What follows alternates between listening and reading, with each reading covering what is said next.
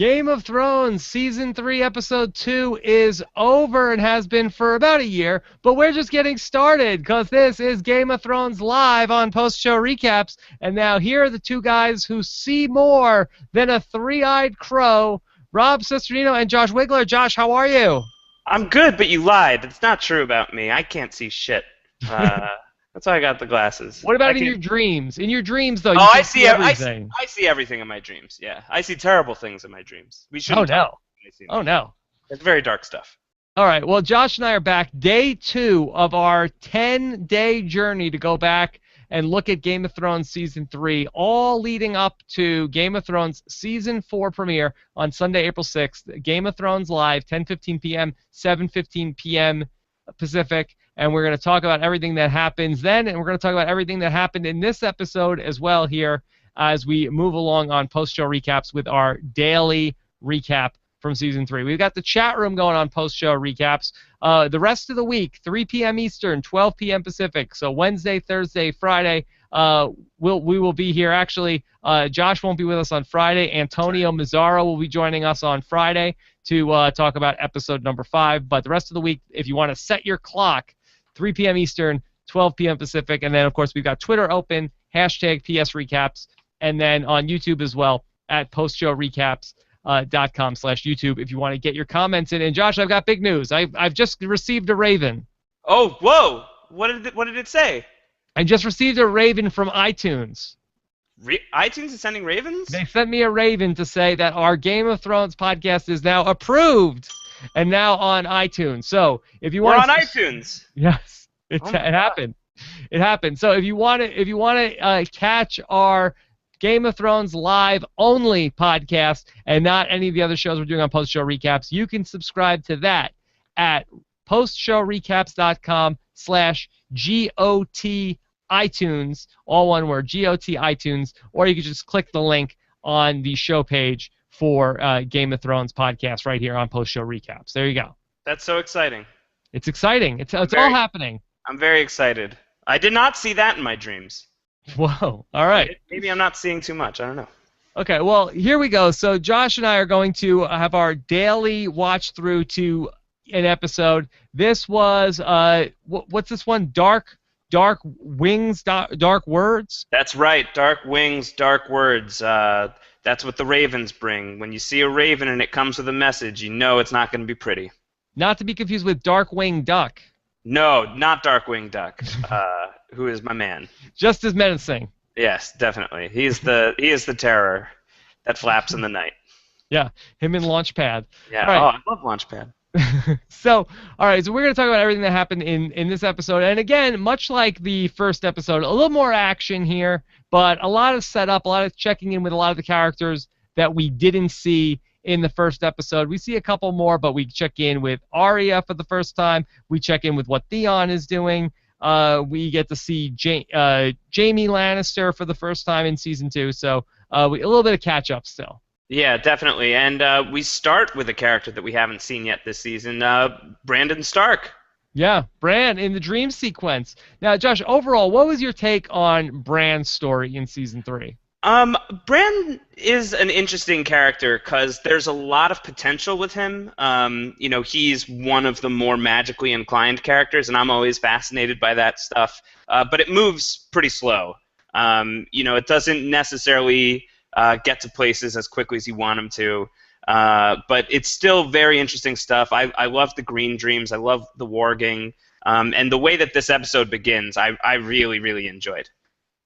Yeah, so you were a big fan of this. Yeah, I like the story. Flashback.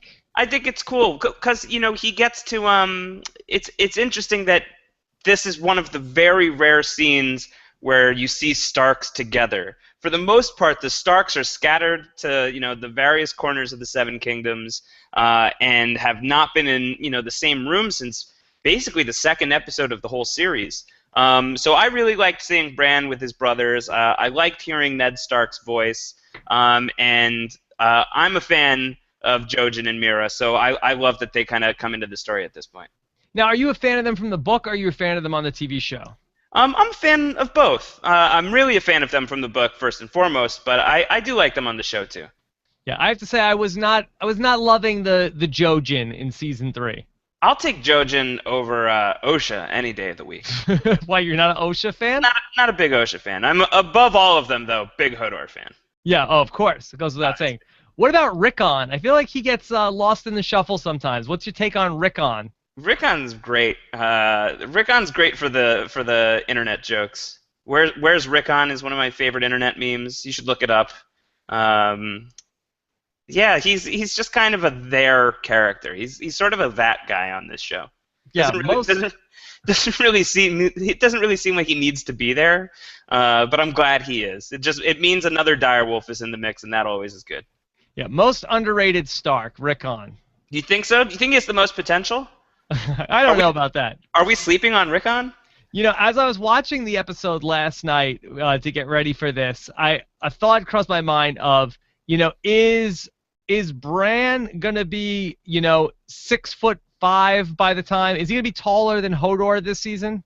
Yeah, I've actually been for this season. Actually, for season 3, I went out to Los Angeles and I was at the Game of Thrones premiere. So I got to see a lot of the cast in person, and I was really surprised at how short so many of them are. They're all very short people. Alfie Allen, very short. Richard Madden, very short. The kid who plays Bran is taller than me. And I'm not a tall guy by any stretch of the imagination, but he's like 14 and I'm 29. I feel like I should have a little bit of height on the guy, and he's shooting up. So I think that, that's been a concern for the show. There's always the question of, well, can we allow the show to catch up with the books, because the books are not really moving at a super fast speed. But the very real reality of the situation is these kids are growing up, and there's no better testament to that fact than the kid who plays Bran. He is a tall kid, and he's only getting taller. Well, the problem is when they do these dream sequences, if he was just like on Hodor's back and like laying in the wheelbarrow, you wouldn't notice it that much. But when he's up and moving around, you say, damn. And I couldn't get over how old he looked watching the ones from last season. It still hasn't caught up how old I think Bran should be from season 3. So by season 4, I think he's going to be carrying Hodor on his back soon. Yeah, it's very possible. No, it's not possible. He can't walk. Is it true that Bran and Hodor in real life are best friends? I don't know. Have you read that? I feel like I've seen that on the internet. No, I have no idea. I know that the actresses who play Sansa and Arya and the actor who plays Bran, I know those 3 are very close. Yeah. Those 3 are buds. I saw like photos of like Bran and like Hodor like courtside at like a Lakers game. Oh, that's amazing. I would love to go to basketball with them. Yeah. And you don't even like basketball. No, I really don't. I actively dislike basketball. All right, so here comes Bran, and now, so he has all these dreams about the three-eyed raven, and then so he meets up with, first in his dream, I want to make sure I have the pronounce right, Jojen Reed, yes. And then they meet them in real life, and basically we have the scene where he's trying to sneak up on them, and then he's got, that he's going to attack them, but then here comes Osha with the bamboo, with the spear, and then here comes Mira behind Osha. It's a real double cross. Yeah, it's like what is it? It's a Westerosi standoff. They're in a tight situation there. And Osha hates these kids. Osha's like you. She is not having any of them. Yeah, I feel like Mira, I feel like really isn't bringing much to the table. I can sort of get behind Jojen, that he's got sort of like, at least he has some powers. He's bringing something to the table. He kind of looks like Justin Bieber. But Mira, for me, is not bringing much to the party. Mira has the weapons. She brings the weapons. Weapons are important. Yeah. Okay. So we're going to see a lot more of these guys from Season 3. Is there anything else from this episode that you want to touch on? Sure. I think that it shouldn't go without noting that that Jojen's father is a character named Howland Reed, who we have not met, and this guy was an ally of Ned Stark's back during Robert's Rebellion, before the series began. So there's already a closeness between the Starks and the Reeds, but the Reeds are kind of a little more isolated. I think they stay in a place called Greywater's Watch, and they're sort of off on their own. So the Reeds and the Starks haven't really seen each other in a while, but there's already a lot of loyalty between these two houses, which is a big reason why Jojen and Mira are here with Bran, but also because Jojen sees Bran in his dreams. So clearly, Jojen is a believer in what Bran is trying to do here. And this is the first of stuff that we see in this episode of people who are able to communicate with the animals, and this is sort of paralleled with the storyline that's going on beyond the wall. Right, yeah, where we see what's his name? I think Oren, right? He's the Oral the warg who he can transfer his consciousness into ravens. It looks like. So this is an interesting character. This guy is sort of one of Jon's big antagonists of the season.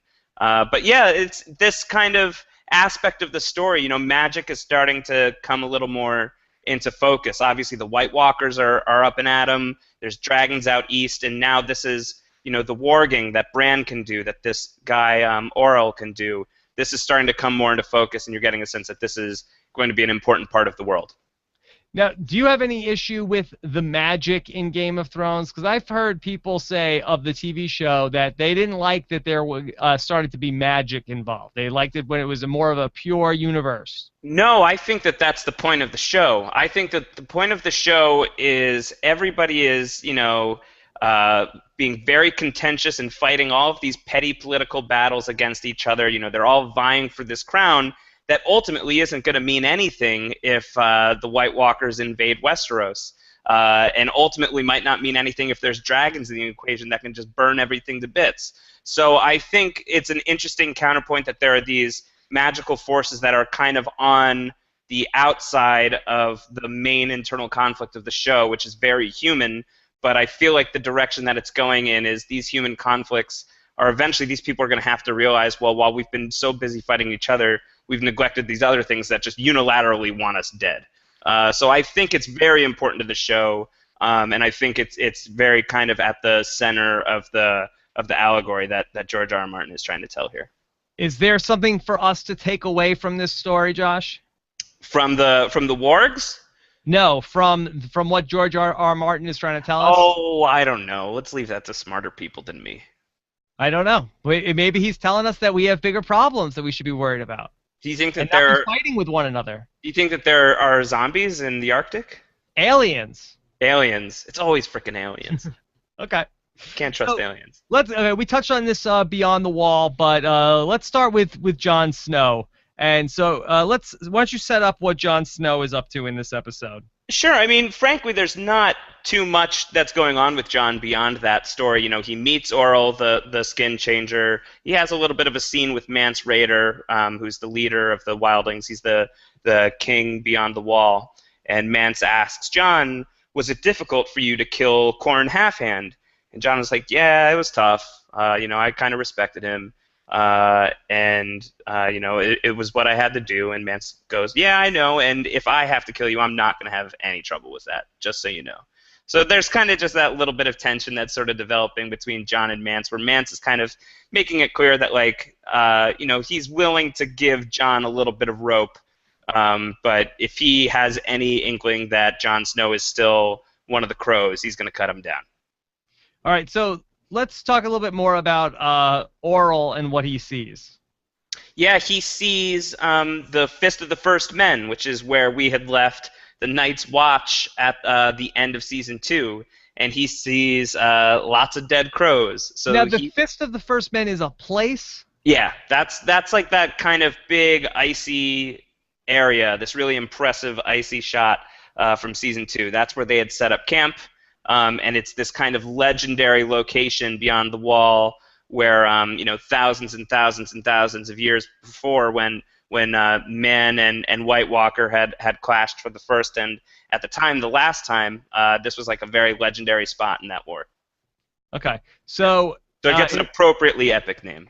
And so lots of dead crows are also seen. So is this, do we have a sense of how far into the future he's seeing? I don't think that he's seeing the future. He's seeing the present. You know, his ability is that he can go into. He doesn't have the green sight that Bran does. You know, he can't kind of have this weird relationship with time. His ability is he can put his consciousness into animals and see what's going on elsewhere. If he's a bird, he can fly somewhere else and see what's happening. So I think that's all that this was. Okay. You want to talk about what's going on with Sam and some of the conflict that he continues to have beyond the wall? Oh, Sam. Yeah, I mean, Sam doesn't really do too much in this episode other than fall down and be a loser. It's so cold, and you left me to die with the White Walkers. Oh, it's a polar vortex out here. I don't have enough blankets. Yeah, Sam's just complaining. He's very upset. He's a little traumatized, but what's happened with the White Walkers, and his buddies from the Night's Watch try to pick him up and lift his spirits a little bit, but he's still just kind of down in the dumps, and he's going to be for honestly probably forever. It just kind of seems like his disposition. I mean, would the Night's Watch ever say to Sam, like, look, we know you took an oath, but,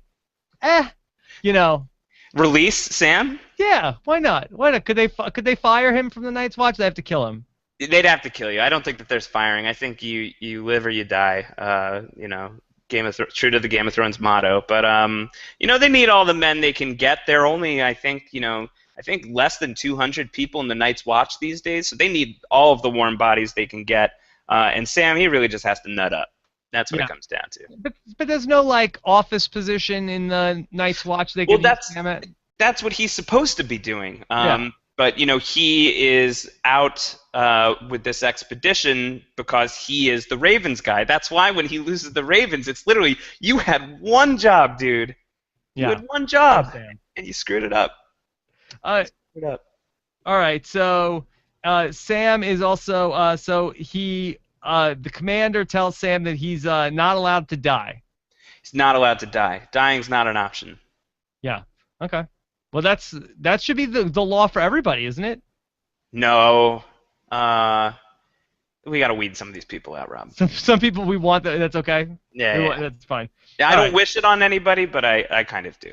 All right, let's get out from the other side of the wall. Let's get to the the business side of the wall, and let's come down a little south, and let's talk about Theon that we haven't talked about. And boy, I have a feeling we're gonna have a lot of fun talking about Theon. Yeah, I mean, if fun like a hole in the foot, I guess. Or worse. Or much worse.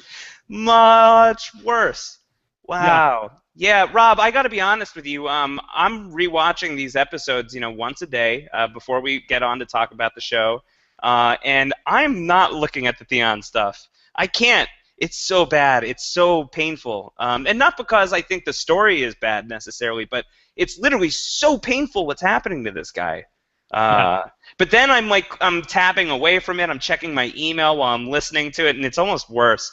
So I don't know. I don't know what I'm going to do. I think maybe I'm just going to leave the room, and you can talk about Theon. How about we just do it? You're turning into the Sam of podcasting. I told you. You got to nut up, Josh. What did I tell you yesterday? I'm so craven. Yeah, you're being very craven right now. Very craven. Very craven with the Theon stuff. Torture's not my thing, unless it's Jack Bauer. Yes, then it would be fine. Yeah. So basically, Theon is being interrogated, and we don't really know why. He doesn't know why, and ultimately, I don't know. Do we ever find out why? We do. It goes on for so long. It goes on for a long time. We do find out why. They're kind of setting it up as a mystery right now. At this point in the show, we don't know that the boy who kind of starts to extend kindness to Theon here is actually going to be the biggest animal of all. So it's a slow burn this season for Theon. I think if season 3, if there were any fan complaints about season 3, I mean, would you agree? I think a lot of people were very squeamish about this storyline. Sure. I remember reading a lot of criticism about this one. Yeah, because it went on and on and on, and the story just didn't move. It's like torture porn with Theon.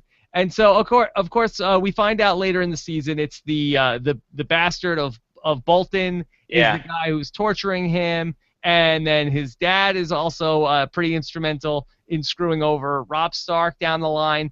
But son of a bitch. But I'm still not sure, Josh. Sure. And this is the season 3 rewatch is gonna help me. But why is the bastard? Just because he is a bastard? Is that why he's doing this to Theon? Why is he taking all of this time to torture Theon when there's so many other things to be doing in Westeros? I think that there are a couple of things. First off, so Ramsay Snow is his name, and he, as designated by his last name, is a bastard. He's not Ramsay Bolton. He is Roose Bolton's bastard son, so he's not legitimate. He's probably wrestling with those issues. There's also the not insignificant matter of the fact that he's psychotic. Obviously, this guy has more than a few screws loose, and genuinely enjoys doing what he's doing to Theon and what he does throughout this season.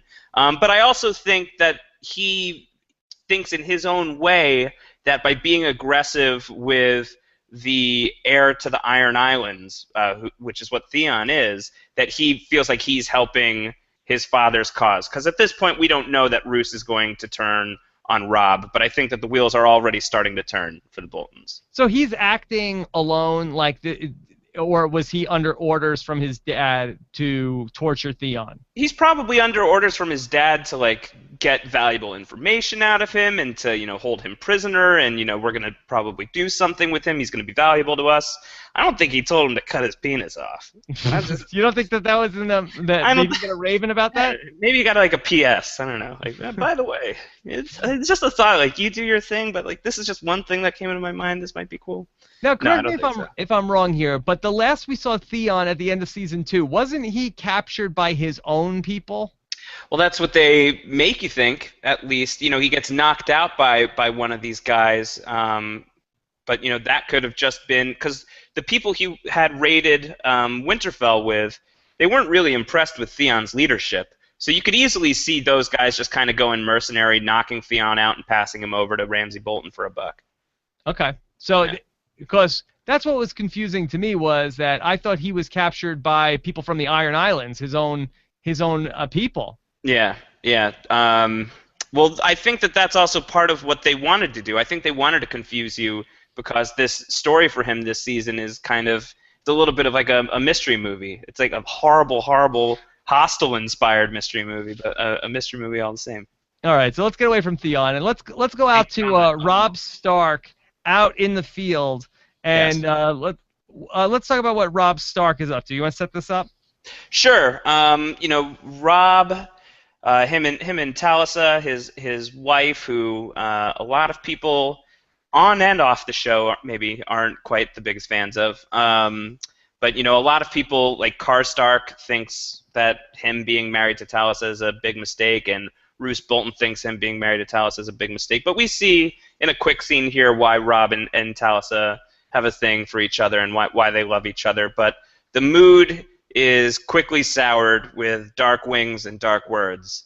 That it's twofold. One raven says that Catelyn Stark's father at Riverrun has passed away, and the other raven, to make matters worse, informs them of what happened to Winterfell. That Winterfell got sacked. Winterfell has burned mostly to the ground, and there's no sign of Bran and Rickon. And the old bad news, really bad news. Yeah, there is no good news in this one.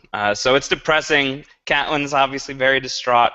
But there's no marching back up to Winterfell right now. But there is marching to Riverrun to kind of reunite with some of Catelyn's relatives and pay their respects to her father. So when Karstark says to Robb Stark, which is confusing. How confusing is that? Yeah, Game of Thrones. So when he tells him basically, you lost the war when you married her. Yeah. Did you feel like that? I'm not sure. It makes sense now, especially on the rewatch. But Sure. How did Robb Stark lose the war because he married her? He made an enemy of Walder Frey. He was betrothed to one of Walder Frey's daughters. Those were the terms with which the North could pass through the twins back in season 1. And Robb goes off to war and falls in love with this random nurse who is very much not Walder Frey's daughter, is not even royalty.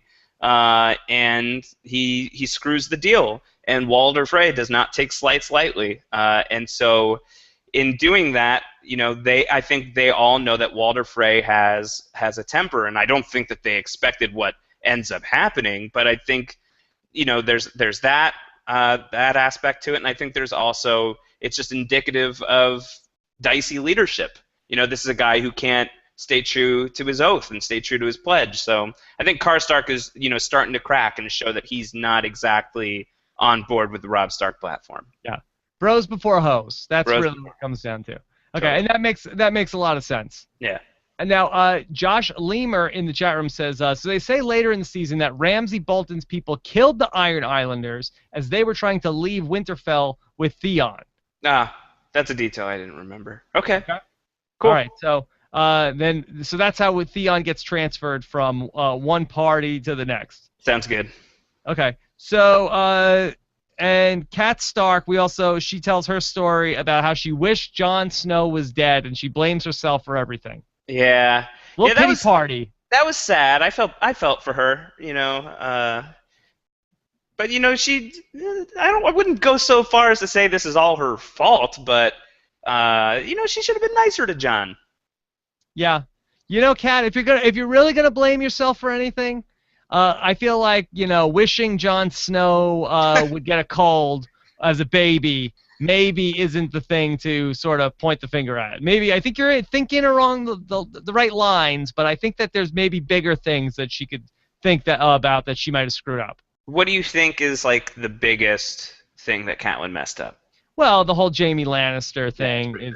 She also kind of started this war. Not really, kind of. Yeah. She arrested Tyrion back in the first season, right? And then that basically started this whole thing. Yeah, I mean, you can go back and forth all day long about where this really began, but that certainly was a big part of it. That's definitely, if you're writing down the minutes of how this war began, that is a big bolded item on there. Yeah, that was kind of that's a big deal. Big deal. All right. So, yeah, wishing Jon Snow got sick, probably not in the top 5. I don't think so. Probably not. All right. So then, let's see. You want to jump to King's Landing? Sure. Your favorite. Love King's Landing. So what did you like? What did you like at Robb's Landing this week? Oh well, you know what a big fan of the Marjorie I am. Yeah, and this is good too because her grandma gets brought into the mix, and she's a fun character. I like Marjorie's grandma, and great. if you told me on paper like, oh, there's gonna be like a grandma with a funny hat that's on Game of Thrones this season, gonna get a lot of airtime, I'd be like, really? But I was into it. Yeah, what's my favorite line? I wrote one of them down. All Lannisters are lions, and when a Tyrell farts, it smells like a rose. She's got good zingers. I really like her. She's a good character. Yeah. Yeah, so she's another character. There's a few characters on this show, just to do a bookie thing again, where in the books they're kind of like, they're good characters, but they don't really pop. She's one of the characters that really pops on the show. I think Bronn is another one. And there's a few of these characters that are fine. They're all right. They're readable. But on the show, you get the right actor and you write the right dialogue, and they just really go. And she's great. I think she's such a good character. Well, what do you attribute that to? The people that pop on the TV show and don't pop on it. Now, do you think that's the actor, or is that the actual direction of the show? It's tough. The books are written. Each chapter is from the perspective of a fixed character, and not every character in the series gets chapters. Not every character gets a perspective. So characters like Bronn or the Queen of Thorns, you're never inside their heads, but you're inside, Daenerys and Tyrion. So those guys are going to be your favorites. And on the show, you get to, it wouldn't be, I don't think it would really be possible to, tell the show straight up from these certain characters' points of view. You really got to shake it up, and you kind of, the writers had to be imaginative with what these characters are doing between scenes, basically, what they're doing when they're not on the page. And so that gives them a lot of room to kind of extrapolate and expand and have fun and get creative with these characters. And I think it's a combination of that sort of really fun and free writing, and also just terrific casting. The casting on this show is really tremendous. Okay, so basically we have everybody asking Sansa about how is Joffrey, and ultimately she's a little hesitant, but then she sort of spills the beans, and I kind of feel like that was probably, I don't think it was a bad move for her, but I think that's probably not a good habit to be in. Bad survivor strategy, right? She shouldn't have said anything. Shouldn't have said anything. Yeah, No. Marjorie wouldn't have said anything. No, Marjorie. Well, No. you get the counterpoint of this later in the episode. There's not to jump too far ahead, but I think we can kind of speak of these two things at the same time. There's the scene later in the episode with Joffrey and Marjorie, and Joffrey, kind of after meditating on some of what his mom has said. His mom is trying to plant Cersei seeds in Joffrey's mind to get him to think that Marjorie's no good.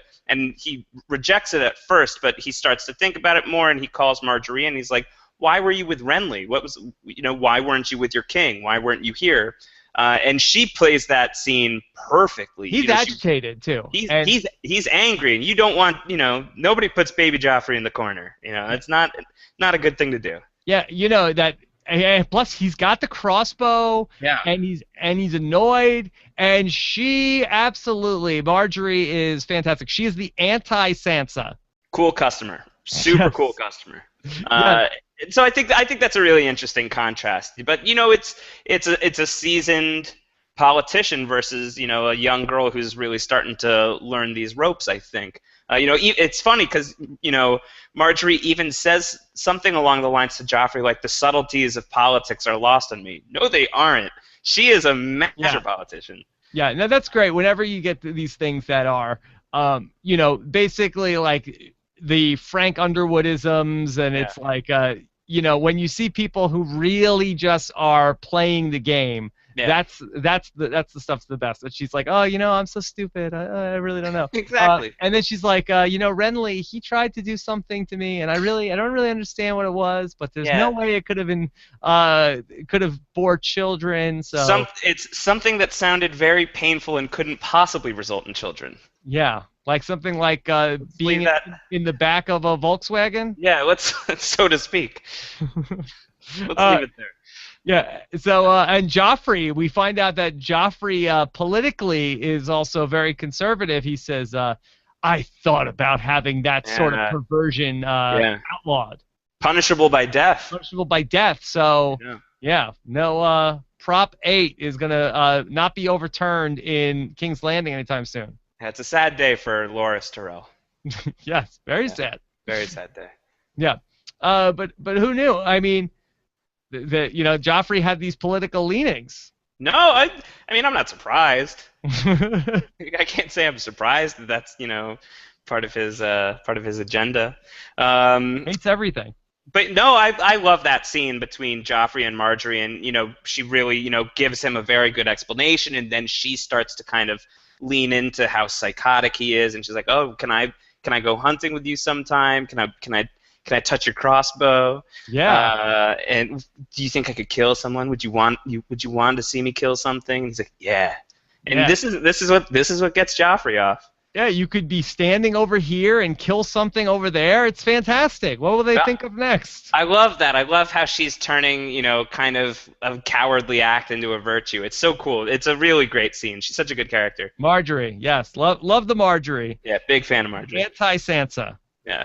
Okay, so then also in King's Landing, Tyrion and Shay have some more conversation. Yeah, I mean, there's not much to talk about here. It's less conversation and more other things. So are you as surprised as reckless as is like they make such a big deal throughout the show, like, oh, Cersei has 1 million spies, everybody's a spy in King's Landing, but I always got annoyed that for Shay, this is supposed to be a secret on the down low, and it seems like nobody can figure out that Shay and Tyrion have something going on, and it seems like every other secret people are spying. Everything gets figured out. It seems like this is totally under the radar. Well, keep in mind, I believe that Varys is aware of it, right? I think Varys knows that Shay and Tyrion are an item. I think that was established back in Season 2. And Varys, of all of the people in King's Landing, is the spy master. I think that's literally his title. So his spies trump Cersei's spies, I would say. So they might be protecting the situation. Yeah, he might be protecting them a little bit. But don't you think that seems odd that they wouldn't know this? I mean, it seems like they are hardly, really hiding it. Well, they're mostly behind closed doors unless somebody's looking through their window. And I don't think anyone's really doing that. It's Uh, of all the things on the show, this is not the least believable thing for me. all right, I'll fair say enough. that much. Fair enough. We've been very light on Varys so far through 2 shows. Yeah, not a lot of Varys right now, but I think Varys is one of those characters like Littlefinger that really makes his strongest impact when you kind of use him sparingly. I feel like he's one of those characters that you want to be very selective about how you use him because he's so good, he's so great, and when he shows up on screen, you really want to listen, you really want to pay attention. All right. Was there anything else at King's Landing? We saw Sansa with Sir Loras a little bit. Yeah, there's a little bit there. Sansa still kind of has her pie in the sky dreams of marrying the beautiful knight with the roses and all the good stuff, and doesn't really her gaidar's not up. Not functioning correctly. Not functioning correctly. No gaydar or copdar. No copdar, bad copdar. I think that she thinks that this meeting with the Tyrells is probably like a very good thing for her. She's like, oh well, maybe that went well. That went well. I think I passed. Yeah. Also, Sansa loves lemon cakes. Yeah. Big fan. Big fan of lemon cakes. She's a big fan. All right, so let's talk about Arya and she runs into the whole brotherhood thing Right. with her bros. Did you like the stuff with Arya in this episode? Yeah, I like anything with Arya. Arya is another one of those characters that put her on the screen in just about any situation, and I'm captivated. It's hard not to root for Arya Stark. She's a little badass on the run, not afraid to use a sword, knows how to use it, and I just think she's great. And I love this storyline too. I think the Brotherhood without banners is very cool, and even by the end of the episode, we start to get a little bit of a tease of the Hound, who obviously becomes very important to her story as well. Now, how did the Brotherhood catch up with the Hound? Because you would think that the Hound would be a tough guy to bring into captivity. I think it's a testament to the Brotherhood being pretty awesome. These guys have kind of been operating on their own. They're not too worried about pledging loyalty to any cause, to the north, to the south, to the east, to the west, whatever. They're on their own, and they're protecting the small folk. And in order to be successful at that, in order to be successful enough to have a reputation that the Mountain back in Season 2 really wanted to take these guys out, that means they must be pretty tough. So I think you get a few of those guys together versus the Hound, and I think that they can take them in.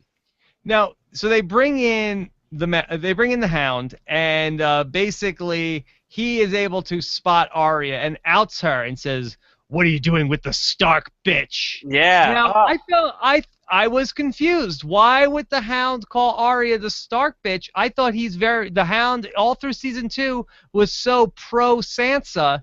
Was he spurned by Sansa and now he hates the Starks? You would think if you are a fan of the Sansa, you would be a fan of the Arya. Well, I don't know that you could think that, because Sansa and Arya certainly aren't fans of each other. But I also think that, the Hound and Arya have history. The Hound murdered her friend back in Season 1, and I don't think Arya was the type to... the butcher's boy. The butcher's boy. She's not going to sit on her hands and forget about that. She's going to be very, very outspoken about how angry she is about that. So I don't think there's much love lost between these two right now. It just seemed weird to me that the Hound was so pro Sansa, and the Hound is mad at Joffrey and mad at the. You would think he would be pro Stark in general. Well, I guess two things on that is. I get it if Arya doesn't like the Hound. Arya does not like the Hound, so there's that. The Hound honestly doesn't like the Hound. The Hound, he's a self-loathing Hound, and I think that when he was with Sansa, the warmth he was showing towards her was a type of warmth that he didn't show towards anybody. So that there's a lot of I don't know if I would go as far as to say shame, but there's a lot of hesitance to recognize in himself that there's a capacity for being a good, kind-hearted dude. And so I think there's a little bit of that. So he's still kind of playing up that reputation, but also he tries to get Arya back to the Starks later in the season. So there's probably a little part of him that figures I can save Arya Stark and maybe redeem myself a little bit. He says it's for money, but I think there's a little more of that as well.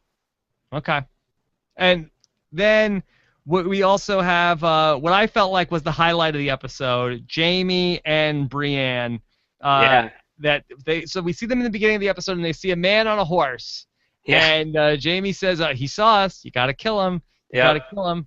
And Brienne's like, no, I can't do it. Yeah. We don't. We'll be fine. And she gambled and lost.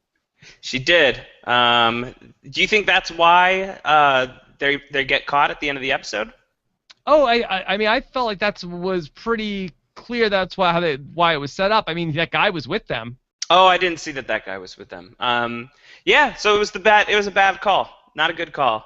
But yeah, I love the Jamie and Brienne stuff. I feel like this is one of the stronger stories of the season. Yeah, it's great, and it's the ultimate buddy comedy. Jamie and Brienne, it's fantastic. And yeah, so, she's kind of like the Arnold Schwarzenegger of Game of Thrones. Like she's just this giant monster who can't be stopped. It's kind of awesome. Oh, that's hurtful that you call her a monster. She's a good monster. Good monster. So it's kind of hurtful that you just indicated that all monsters are bad. I guess so. Yeah. So they have this epic sword fight. It's a good thing that Brienne does carry 2 swords. Yeah, that ended up being useful. Although I guess she probably would have had the one sword in her hand, and Jamie wouldn't have been able to get that sword. So, Okay.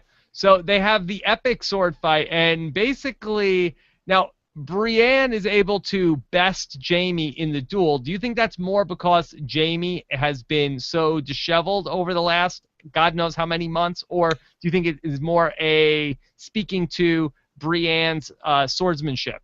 well, they say that Jamie Lannister is the best sword slinger in the whole country, in the whole Seven Kingdoms. I think in his prime, had he not been in a cage for months and months and months, I think he probably would have fared a little better.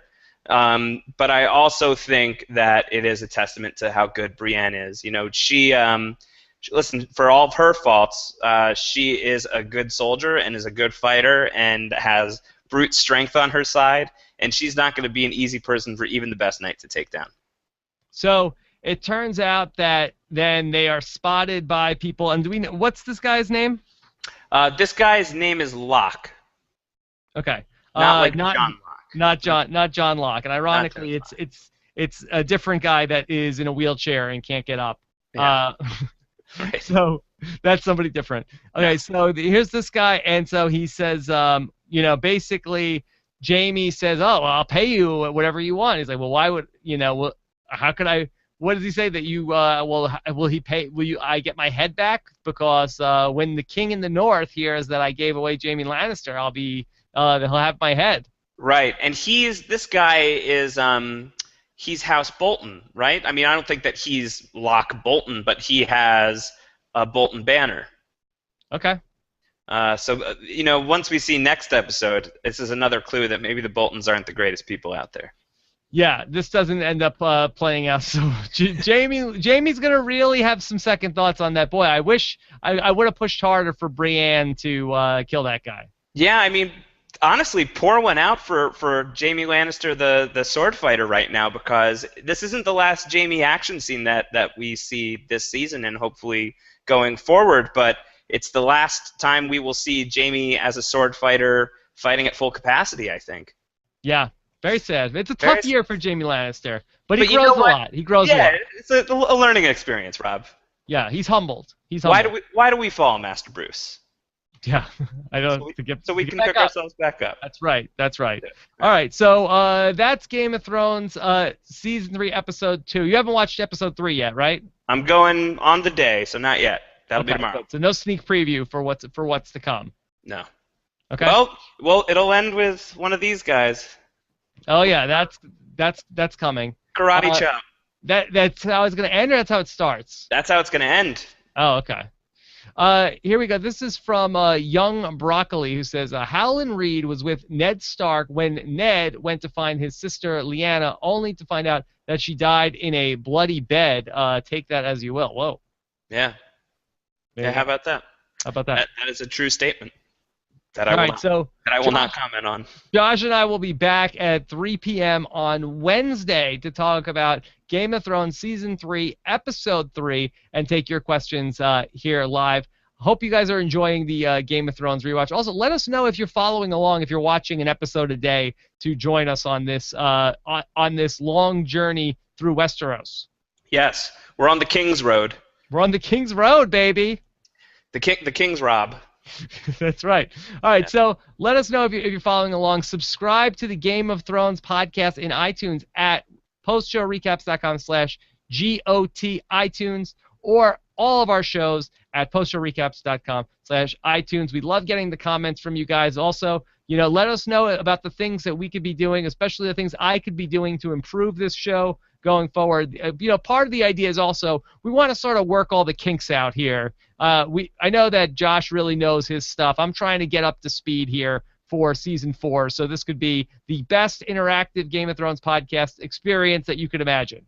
No, frankly, this is good for me too. I have not watched these episodes in a while, so I'm training for us. I'm refreshing myself. This is important. We need to do this. Yeah, we're getting up to speed. We're getting you up to speed, and then Season 4 will all be ready to go on April 6th. All right? Absolutely.